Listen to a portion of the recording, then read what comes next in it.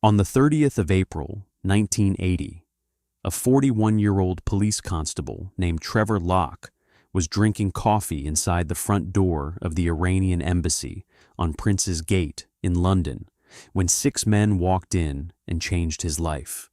He was wearing 2 pullovers because his wife had insisted on warmth.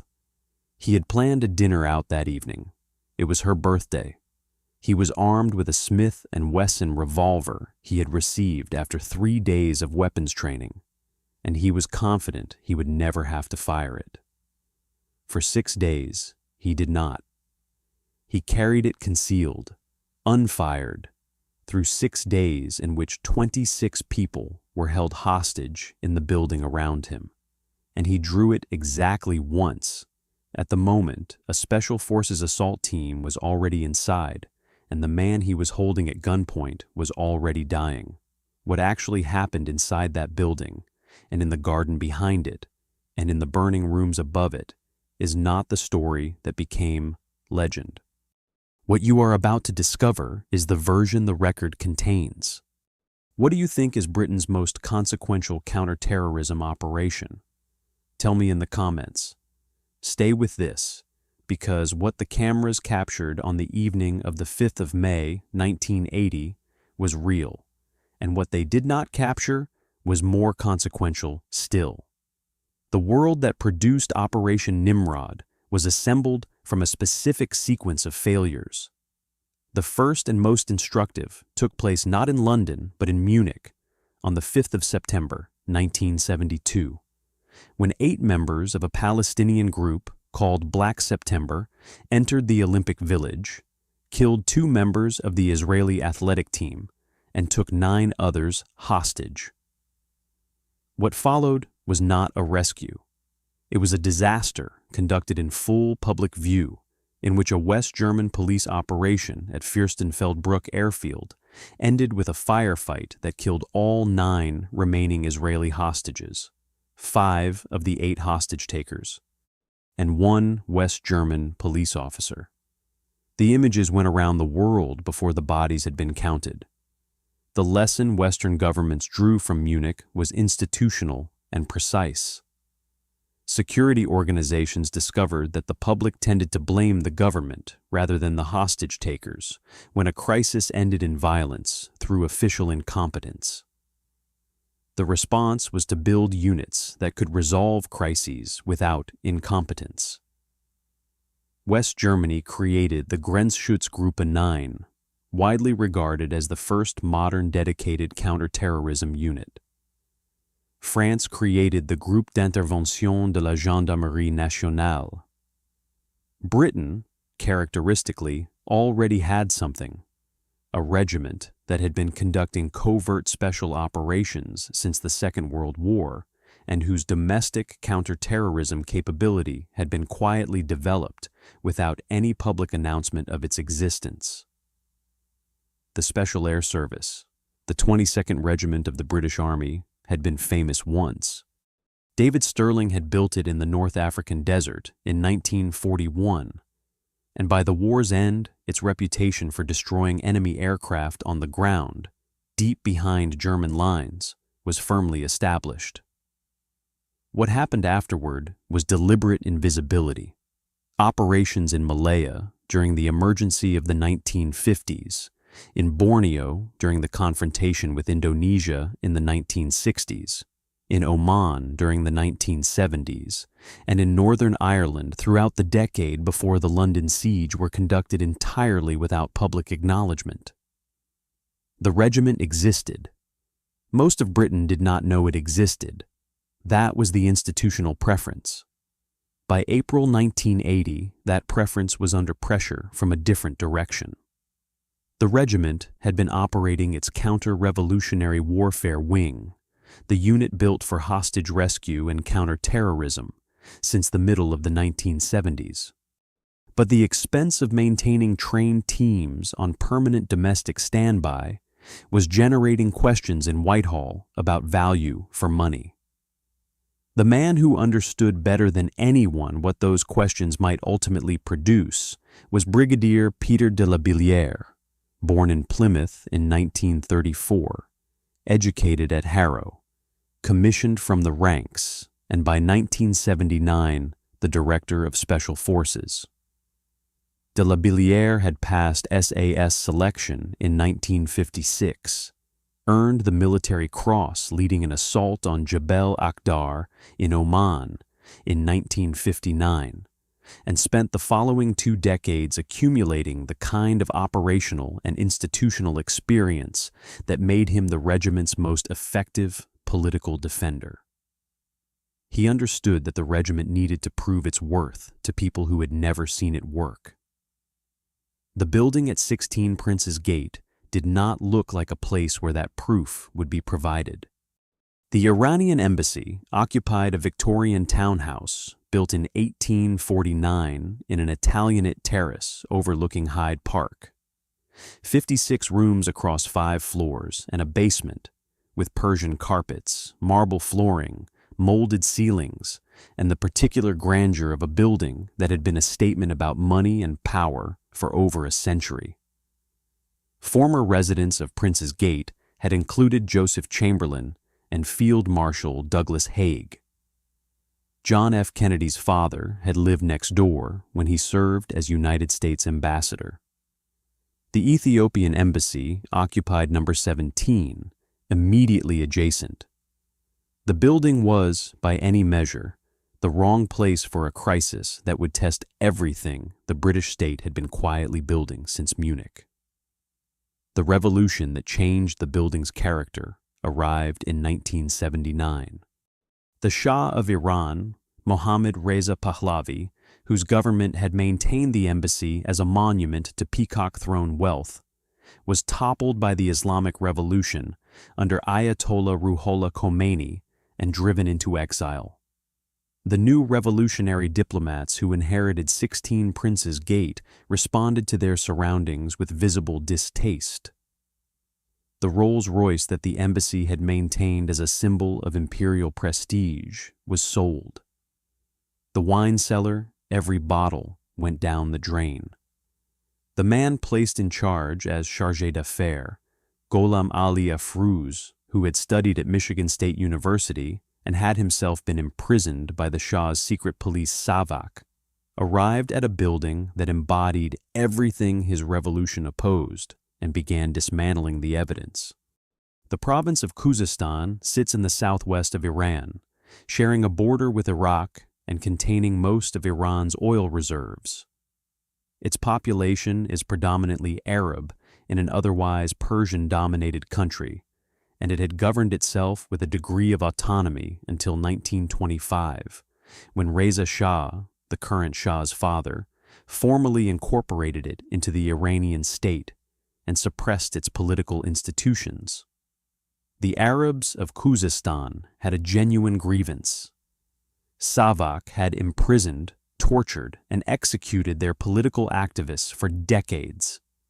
Khomeini's revolutionary government was, if anything, more thorough than its predecessor in this regard, and the men who would organize the London siege had personal experience of both regimes' methods.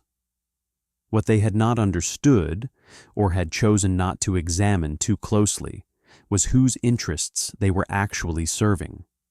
The Iraqi government under Saddam Hussein was engaged in a sustained covert campaign to destabilize Iran, which included funding, arming, and directing separatist movements across the Iranian border. A 2014 academic study of the Iran-Iraq War confirmed what investigators had suspected since the siege itself. The attackers were recruited and trained by Iraqi government intelligence as part of that campaign.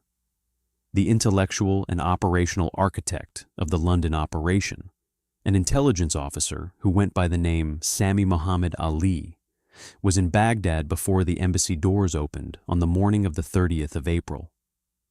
He was safe, comfortable, and entirely beyond accountability before a single shot was fired. The 6 men he sent to London were not. They arrived in the city on the 31st of March, 1980, using Iraqi passports. They rented a flat in Earl's Court and told their landlord they were language students.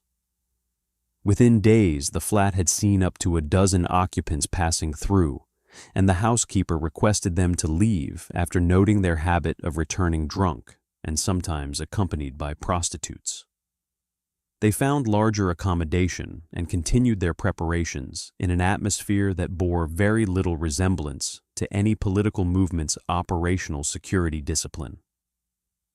The gap between their self-image, committed fighters for Khuzestan liberation, and their actual conduct in the weeks before the operation was wide enough that Mustafa Karkuti, the Syrian-born journalist who would later find himself among their hostages, described them as amateurs far out of their depth.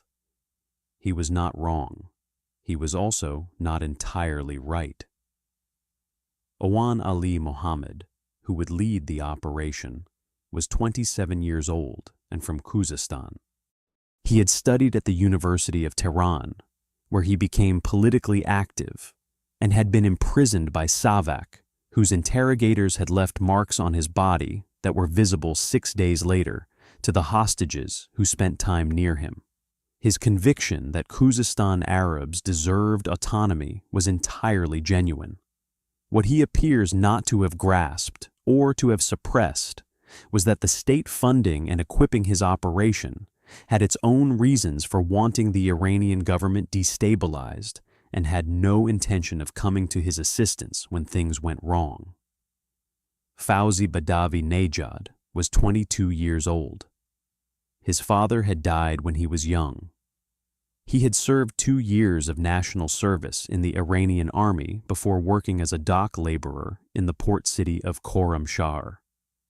And he had reached the Iraqi border as a refugee before Iraqi intelligence recruited him, gave him a flat and money in Basra, and employed him translating Iranian radio broadcasts. He arrived in London on the pretext of requiring medical treatment. The 4 other members of the group, Shakir Abdullah Radil, Shakir Sultan Saeed, Thamir Mohammed Hussein, and Maki Hanun Ali, the youngest, had their own versions of the same story. Political conviction formed under repression, exploitation by a state that risked nothing while they risked everything. On the 29th of April, the night before the operation, the group collected their weapons and distributed them. Nejad received a 9mm Browning pistol. The weapons are believed to have entered Britain inside the Iraqi diplomatic bag, a channel that the British government could not legally inspect and had no practical means of monitoring. The following morning, at approximately 11 o'clock, the 6 men met at the steps of the Albert Memorial in Kensington Gardens, within sight of the Royal Albert Hall and surrounded by the particular quiet of a London morning in light rain. Owan spoke rapidly in Arabic. The men listened.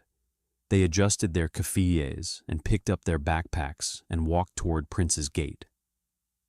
Police Constable 469, K. Trevor James Lock, was a 41-year-old officer of the Metropolitan Police Diplomatic Protection Group, and his primary professional function was to nod in a friendly but official manner at diplomats and visitors as they passed in and out of the 138 foreign embassies and high commissions dotted around London. He had joined the DPG in January of 1980 after 15 years on the regular beat, and the transfer had been motivated not by ambition, but by salary. He and his wife Doreen were saving for a Costa Brava holiday with their children. The DPG paid better. The work was, on most mornings, entirely without incident. British police in 1980 did not carry firearms.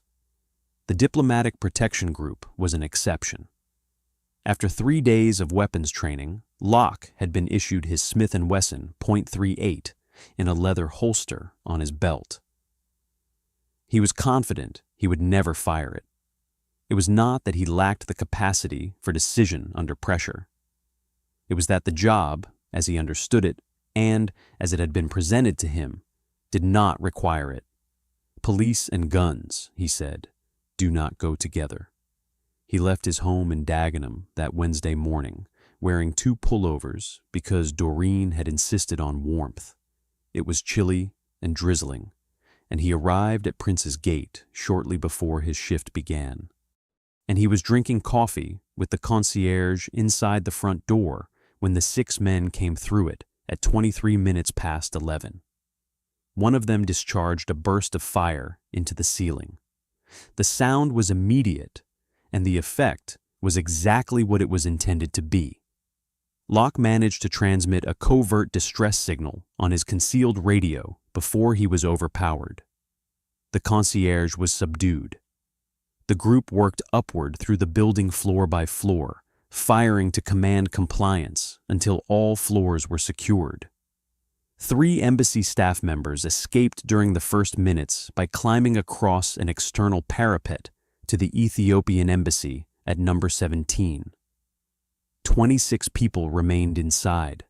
They included embassy staff of the revolutionary government, holdovers from the Shah-era administrative staff, 2 visiting BBC journalists who had come to collect visas, sound recordist Sim Harris, and journalist Chris Kramer, a Syrian-born journalist, 2 Pakistani tourists, an Iranian rug merchant who had come to see the medical officer, and PC Trevor Lock. The gunmen had expected to take Iranian Revolutionary Government employees hostage. What they had was considerably more complicated. The Metropolitan Police response was immediate. Deputy Assistant Commissioner John Dello established Alpha Control, the police incident headquarters, within minutes of Lock's distress signal being received. Scotland Yard's C-13 anti-terrorist squad was dispatched. D-11 police marksmen, known as the Blue Berets, took up positions in buildings and trees around the embassy. A green field telephone was passed through a ground floor window, establishing the first communication with the gunmen. The police's initial purpose was containment and negotiation, and the initial assessment was that they had the tools and training to manage what had begun. It was not the police who made the first call to the officer who would eventually resolve it. Lieutenant Colonel Michael Rose, commanding officer of 22nd SAS, was at his headquarters near Hereford when a call came in from a former subordinate who had left the army and was now working as a Metropolitan Police dog handler in the outer cordon around the embassy. The message was direct. You had better get down here. The police are not going to be able to deal with this. Rose called the Ministry of Defense to report he intended to drive to London at speed. He was ordered not to do so. He drove to London at speed anyway, running every red light on the route, and arrived before any official instruction had caught up with him. The operation that would become Operation Nimrod would ultimately be commanded by an officer whose physical presence at the scene was, technically, in defiance of the orders he had been given. The government's emergency committee, COBRA, named for the Cabinet Office briefing room where it convened, assembled with Home Secretary William Whitelaw in the chair, as Margaret Thatcher was unavailable for the first meeting. De la Billière represented SAS interests at the political level. The policy framework that Thatcher established and that Whitelaw would enforce was graduated with an explicitness that reflected both genuine political calculation and genuine ethical constraint. Patient negotiation was the first recourse and would be pursued for as long as it remained viable. If a hostage was wounded, military assault could be authorized. If a hostage was killed, assault would proceed. The gunmen would not, under any circumstances, be permitted to leave Britain as free agents. British law would apply inside that building, regardless of its formal status as foreign territory. The last condition carried a diplomatic complication. 49 American diplomats and staff were being held hostage at the United States Embassy in Tehran, and the United States was pressing its allies, including Britain, to impose economic sanctions on Iran in response. On the 24th of April, 1980, 6 days before the London siege began, President Carter had authorized Operation Eagle Claw, a helicopter-borne rescue mission that aborted in the Iranian desert when 3 of 8 helicopters developed mechanical failures. During the withdrawal, 1 helicopter collided with a transport aircraft, killing 8 American servicemen and leaving wreckage burning in the desert for the world to photograph. The failure was everywhere. Britain was watching its closest ally humiliated by Iran when its own Iranian embassy was taken 6 days later, and the implicit question that now presented itself to Thatcher's government was not lost on anyone in the room. Could Britain succeed where America had just failed so publicly? B Squadron of 22nd SAS drove from Hereford and arrived at a holding area in Regent's Park Barracks. They were the Counter-Revolutionary Warfare Wing's active team, 2 rotating standby units, one always at immediate readiness, the other resting, and they brought with them the weapons and equipment that years of training for exactly this scenario had specified. Heckler & Koch MP5 submachine guns, standard model, with 4 30-round magazines per operator. 9mm Browning high-power pistols with 2 12-round magazines. CS gas. Stun grenades. Sawn-off pump-action shotguns. Frame charges designed to shatter armored glass. Several operators received the shorter MP5K variant because there were not enough standard MP5s available at short notice, and 2 carried the suppressed MP5SD. A full-scale replica of the embassy's floors was constructed at Regent's Park Barracks. Rehearsals began the same day. The intelligence operation that ran in parallel with the negotiations was built on patience and precision engineering. MI5 technical specialists drilled through granite and dense Victorian brick by hand, without power tools, to avoid making noise that might alert the gunmen to what was being done through the shared wall. Fake roadworks were staged in the street outside to provide acoustic cover. The objective was to place listening devices behind electric socket covers on the other side of that wall, and the objective was achieved. An additional intelligence source proved even more valuable. The greenfield telephone that police negotiators had passed through the ground floor window for communication with the gunmen contained a permanently active surveillance device. It recorded everything said near it. One analyst later described it as the most useful single intelligence tool of the entire 6 days. At 11 o'clock on the night of the first day, an SAS reconnaissance team mounted the rooftop silently. They unlocked the skylight. They attached abseil ropes to several chimneys on the rear rooftop, positioning them for rapid descent to the windows below. The first 2 floors of the embassy had been fitted with high-grade, bullet-resistant armored glass, confirmed by the building's caretaker during his debrief with intelligence officers, which meant conventional forced entry through those windows was impossible. Frame charges would be required. Above the 2nd floor, the glass was standard. The skylight was unarmored. The assault plan was beginning to take shape around what the building could physically provide and what it could not. During these days of preparation, the SAS operators occupied themselves as professionals, waiting under sustained tension, have always occupied themselves.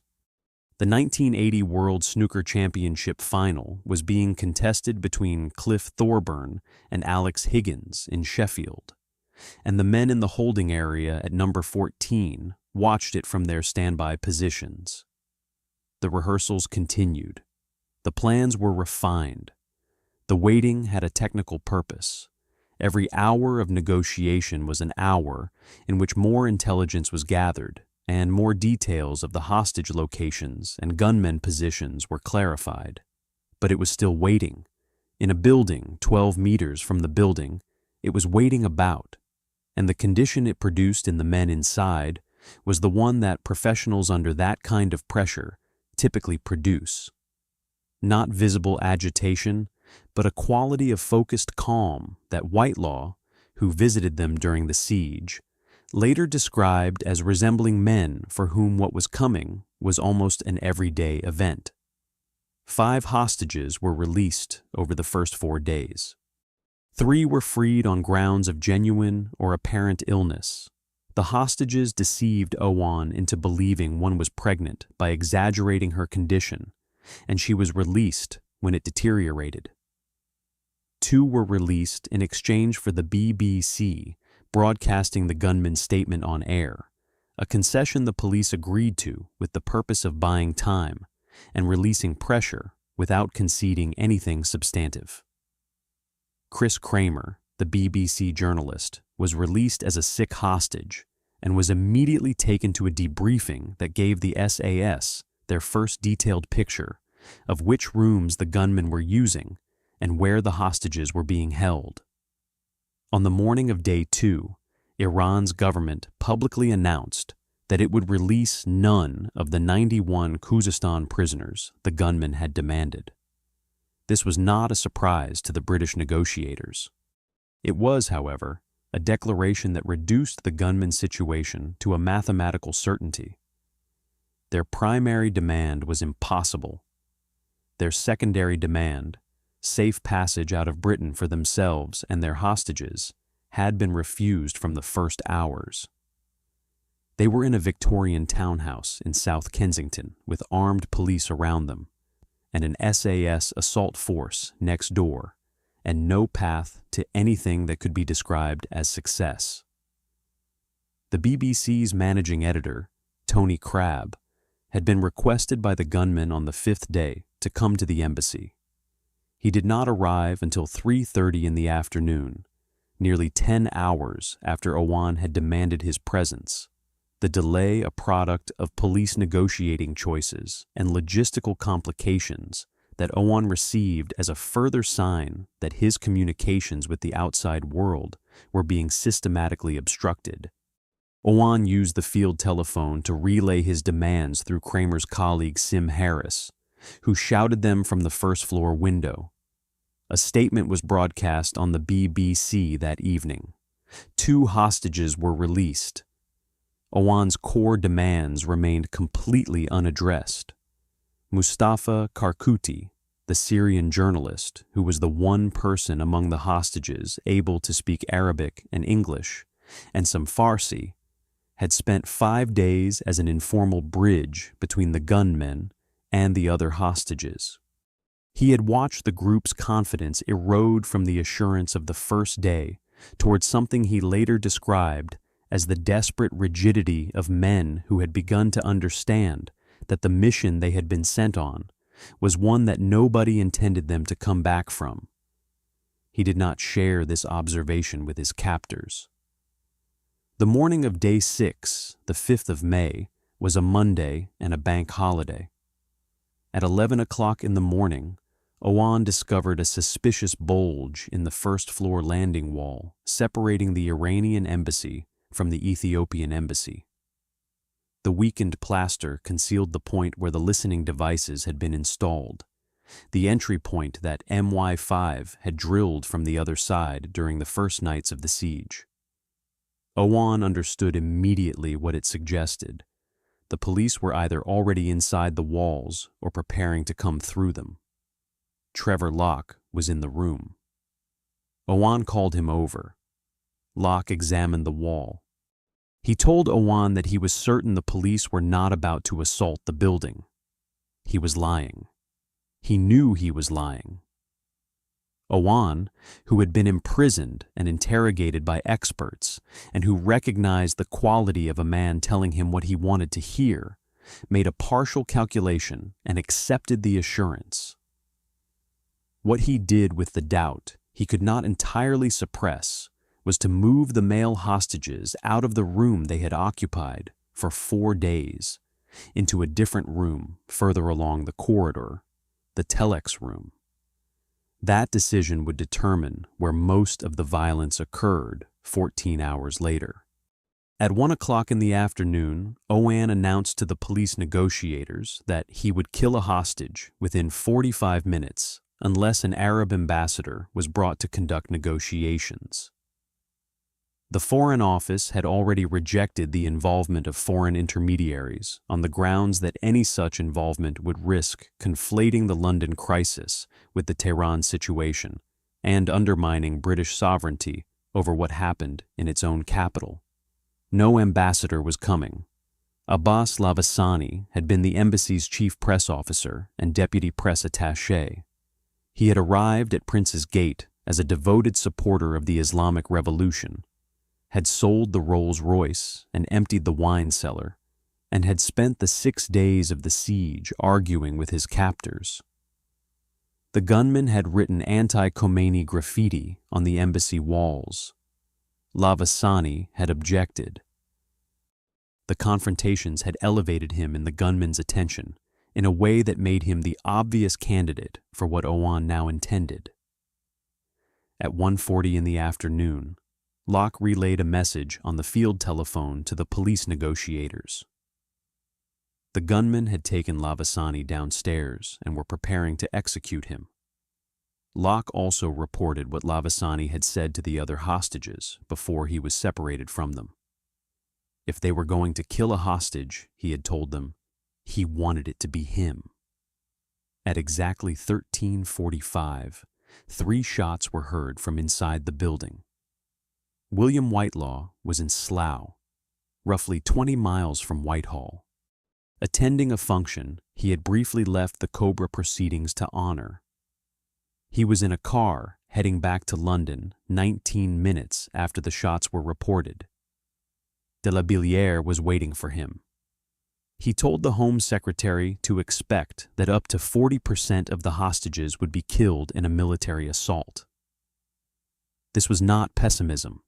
It was the professional assessment of a man who had spent his career calculating those kinds of numbers, and who understood that an assault on a 56-room building with 6 gunmen dispersed across multiple floors, holding hostages in at least 2 separate locations, under unknown conditions of alert, was not a controlled procedure with a guaranteed outcome. Whitelaw took the briefing. After deliberations, he instructed Rose to prepare the assault teams at short notice. By 5 o'clock that afternoon, the SAS were at 10 minutes readiness. At 6:20, police brought in the imam from Regent's Park Mosque for a final attempt at negotiation. During the imam's conversation with Owan, 3 more shots were heard from inside the building. Owan told the imam that a hostage had been killed and that all remaining hostages would die within 30 minutes unless his demands were met. The imam's conversation continued. The police negotiators continued. All of it was buying time.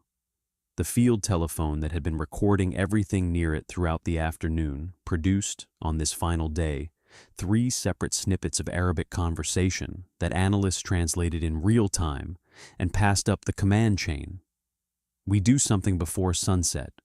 Kill 2 or 3 or 4. Kill all by 10. These phrases, in that sequence, removed whatever residual uncertainty remained about what the gunmen intended for the people still inside that building. At approximately 18:55, police officers retrieved a body from the front steps of the embassy. A forensic pathologist conducted a preliminary examination at the scene and estimated that the body had been dead for at least an hour. Abbas Lavasani had been shot at 13:45. It was now nearly 7 o'clock in the evening. He had been dead for 5 hours before his body was produced. The 5 hours between the shooting and the body's appearance had been used as a negotiating period. The body deployed as confirmation of what had happened only when continued denial was no longer plausible. At 1907, Deputy Assistant Commissioner John Dello signed a note authorizing Lieutenant Colonel Rose to take operational control of the siege and to order an assault at his discretion. The note, witnessed and countersigned through the chain of authority that ran from Thatcher through Whitelaw, through Metropolitan Police Commissioner David McNee to Dello, is now on display at New Scotland Yard's Crime Museum. It transferred legal authority for whatever followed from the police to the military, and it was the document that made Rose's presence at the scene, the presence he had secured by ignoring his orders and running red lights from Hereford, retroactively legitimate. The police negotiators kept Owan on the telephone. They offered him a coach. They offered him an Arab ambassador. They offered him whatever combination of words would maintain the connection and keep him away from the hostages for the time that was needed. The SAS operators moved from their holding area at number 14 toward their assault positions in complete silence. 16 minutes of covert movement through passages, across rooftops, and along the approaches to 6 entry points that all needed to be reached simultaneously. Rusty Furman, the Blue Team commander, staff sergeant, the man without gloves, whose bare hands would be identifiable in every photograph taken minutes later, had taken over his team on day 5 when his predecessor Roy moved to prepare the diversionary charge that would initiate everything.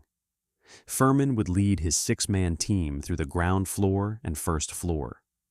Red Team would take the upper floors. The idea was total simultaneous breach. All 6 levels, including the basement, struck at exactly the same moment, overwhelming any individual gunman's capacity to act on hostages before an operator could reach him. 34 men, 56 rooms. At 19:22, all positions were reached. Operation Nimrod began at 19:23. The diversionary explosion above the skylight on the 3rd floor detonated. Electrical power to the building was cut in the same instant, dropping everything inside into a darkness that would last only until the fires started.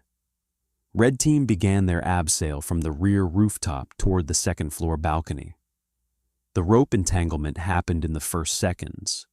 Staff Sergeant Takavesi, Fijian-born, a physical presence whose name would appear in almost no subsequent public account of the operation despite being the man on whom its first minutes turned, became tangled in his abseil rope approximately 4.5 meters above the 2nd floor balcony.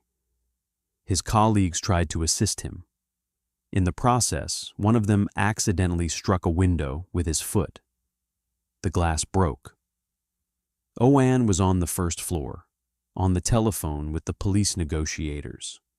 He heard the breaking glass and went to investigate. The soldiers could not use their frame charges and explosives while Takavesi was suspended above the balcony. The detonation would have killed him. They smashed their way in with sledgehammers. After the first 3 operators entered through the shattered window, a stun grenade ignited the curtains. The fire spread upward along the fabric and reached Takavesi before his colleagues could cut him free, burning him before they managed to release the rope. He fell to the balcony. He entered through the window. He continued operating. 14 million Britons were in the process of having their snooker interrupted. At the front of the building, simultaneously, Blue Team crossed from the adjacent balcony to the 1st floor windows in full view of the journalists and camera operators who had maintained positions around the embassy for 6 days. An ITN crew using recently introduced ENG equipment capable of transmitting live footage had established a viewpoint at the rear after a tip from a contact within the operation. The images of John McAleese's team stacking on the front balcony, placing frame charges against the armored glass, were being broadcast to Britain before the frame charges detonated. Millions of people interrupted their bank holiday evening to watch. The gunmen had no television inside the embassy. They did not see what was coming. The frame charges blew. The armored glass shattered. Stun grenades went through the windows into the first floor. Blue team entered. On the first floor, Trevor Lock was sitting with Owan. He had been sitting with Owan for hours, a human presence that Owan had apparently come to regard as reliable in the limited way that men under siege sometimes trust the hostage they have spent most time with. When the explosions began, Lock moved. He grappled Owan to the floor, and in the same movement drew his Smith & Wesson revolver from the holster where it had remained concealed, unfired, unfound, through 6 days of captivity. He held it to Owan's head. It was the only time in the entire siege that he drew it, and he held it there until the SAS operators arrived seconds later. They ordered him clear. They shot Owan. In the telex room on the second floor, where Owan had moved the male hostages after discovering the wall bulge that morning, 2 of the gunmen understood what was happening and began shooting. They hit 4 hostages. 2 were seriously wounded. 1, Ali Goli Ghazanfar, died. At some point after this, precisely when and under what circumstances is where the accounts diverge. The hostages say they persuaded the remaining 2 gunmen to surrender. Television footage captured from the garden appears to show weapons thrown from the telex room window and what looks like a white flag. The 2 SAS operators who entered the room stated at the subsequent inquest that both men were reaching for weapons at the moment they were shot. The inquest jury returned a unanimous verdict of justifiable homicide. The legal conclusion was clear. The historical record was not, and is not, and it does not resolve into the clean version that either account would prefer. On the staircase, the 5th gunman was killed during the evacuation of hostages toward the rear garden. The hostages were brought out through the back of the building, ordered onto the ground, hands bound, while the building burned above them. In the controlled chaos of an extraction that had been rehearsed, but never for the condition of a burning building with CS gas in the corridors and stun grenades still echoing, Fauzi Badavi Nejad had placed himself among the hostages. He had removed whatever made him distinguishable. He was walking out with the people his group had held for 6 days. Sim Harris identified him, the BBC sound recordist who had spent 6 days in that building, who had walked along the burning first-floor balcony in view of the cameras, who had been ready to jump to the ground if a broken leg was the price of escape. Harris, coming out into the garden with his hands bound, looked at the people around him and identified the man who did not belong. Robin Horsfall of the SAS separated Nejad from the group. Horsfall then told a colleague to put him down, to take Nejad back into the building and shoot him. A soldier began walking Nejad back toward the entrance. He was stopped. The world's cameras were in that garden, and the people operating them could see exactly what was happening, and the soldier was told to stop. Fauzi Badavi Nejad survived Operation Nimrod because the cameras were present. It is not a comfortable fact. It is in the record. At 1940, all clear. Operation Nimrod ended. 17 minutes from the first explosion to the last shot on the staircase. The clean version, the version that became the legend, ends there. The version the record contains continues.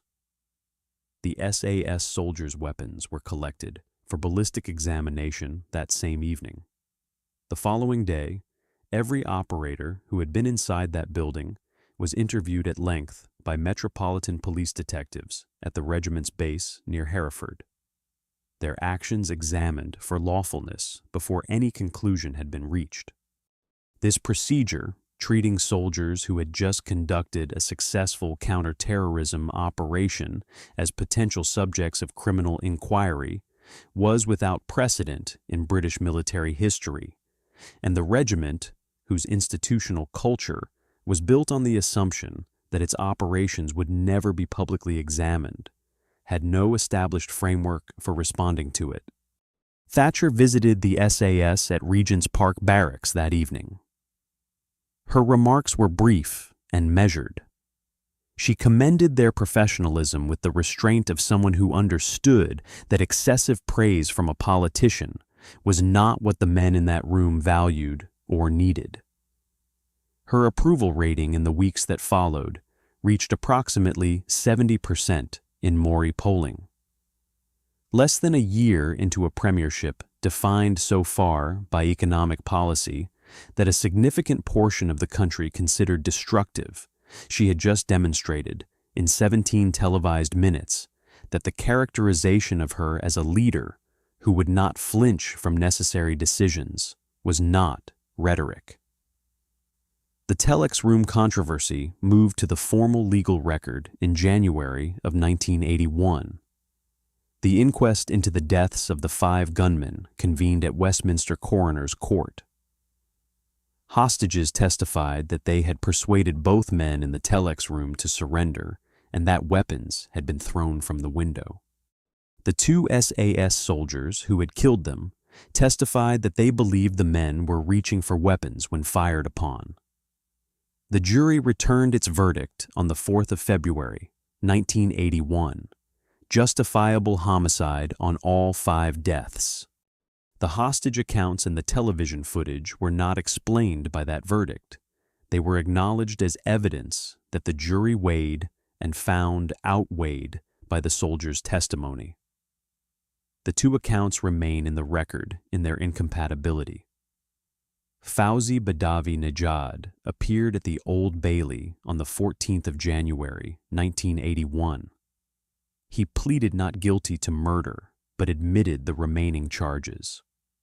His trial placed into the official British legal record, for the first time, that the Iraqi government had trained and equipped the group he belonged to.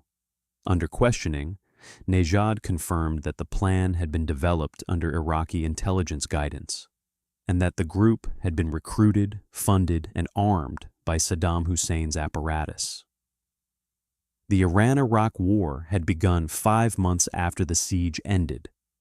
The question of Iraqi government accountability for what had happened at 16, Prince's Gate, was absorbed into a geopolitical situation in which Saddam Hussein was now a belligerent, fighting the country against which the attack had been directed, and the answer to the accountability question was silence.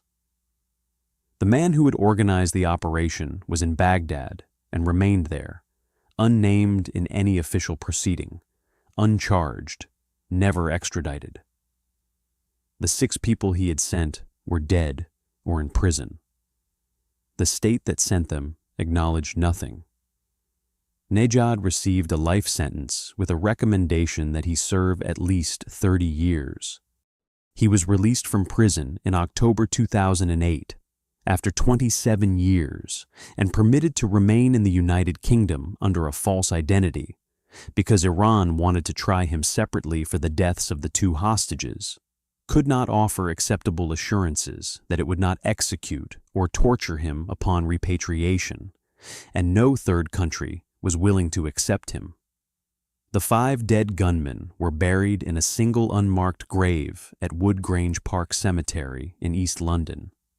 The cause for which they said they were fighting, Khuzestan Arab autonomy, was consumed by the same war that had funded the operation meant to advance it.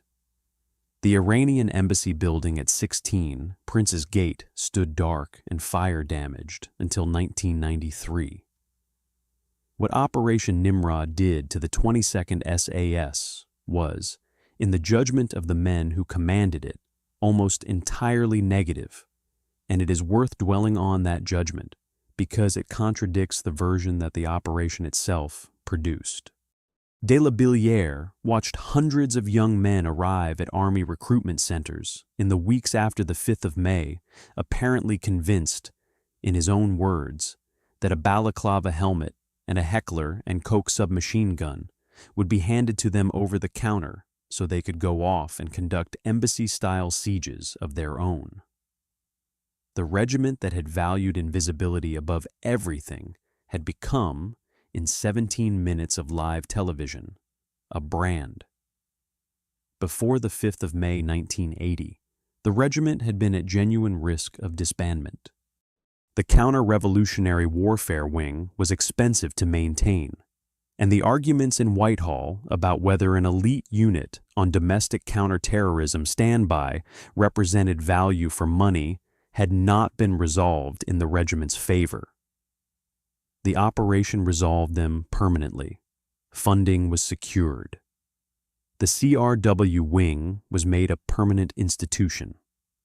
The political protection that comes from having demonstrated necessity in public before 14 million witnesses is a different category of protection than any memorandum could provide. Foreign governments sought SAS training and advice immediately. The doctrinal export was consequential.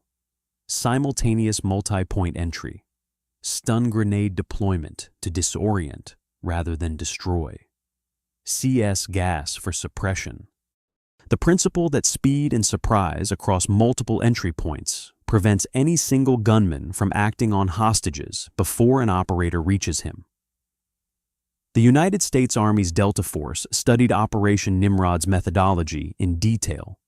The techniques disseminated globally in the months after the 5th of May became the standard template for hostage rescue operations across allied and partner militaries for the following generation. The popular culture consequence was more complicated and, from the regiment's perspective, more damaging. The film Who Dares Wins appeared in 1982. The Netflix film 6 Days appeared in 2017 with Rusty Furman's memoir Go, Go, Go as its primary source. The video game Rainbow Six, the tactical shooter Counter-Strike, both drew their founding premises from the visual of black-clad figures in gas masks abseiling down a burning Victorian building in Kensington on a bank holiday Monday. The regiment's motto, Who Dares Wins, became a slogan on mugs and motivational posters. What the motto meant to the men who trained under it, and what it meant to the people who put it on merchandise, were not the same thing. Michael Rose, who had commanded the operation and who had technically been in defiance of his orders throughout it, offered his assessment in public several years later. The Iranian Embassy siege, he said, was the worst thing that ever happened to the SAS. The media and the politicians and the world noticed them and started to build the myths and legends about them. He was not expressing regret at the operation's outcome. He was describing what public visibility had done to an institution whose effectiveness had always depended on its absence. The novelist John le Carré, watching from outside, identified something different in the same images. Action Man personified. A bunch of 007s on a tight rein live on screen at peak viewing time. In showbiz terms, he said, it was over the top. He was not wrong about the showbiz. He was not right about the men. What the popular version of Operation Nimrod contains is this. The SAS went in, 17 minutes, 5 terrorists killed, hostages freed, perfection.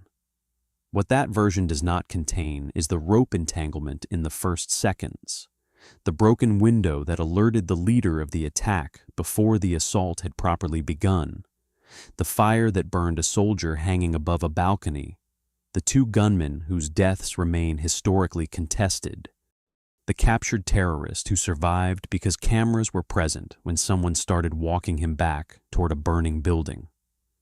What it does not contain is PC Trevor Lock, whose 6 days of restraint, deception, and concealment, the revolver nobody knew about, the lie about the wall, the tackle on the first floor, were the operational spine that the assault ran along.